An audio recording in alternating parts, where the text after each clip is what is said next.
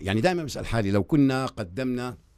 إذا كنا قدمنا كل هذه المسلسلات وكل هذه الآلاف من الحلقات والفيديو كليبات التي تدعي وتحاول أن تقول أن علينا رفع مستوى الذائقة عند الإنسان ورفع مستوى وعيه كإنسان، إذن لماذا سقطنا في هذا المسقط؟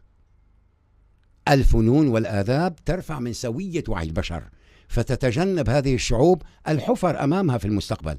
إذا كنا نقول أن كل هذه الفنون في التلفزيون كلها بالمطلق إذا كانت بهذا الكم الهائل، فلماذا سقطنا هذا المسقط؟ ولماذا كان وعينا إلى الحد الذي قمنا بتهديم أنفسنا فقط لمجرد الإشارة من الخارج؟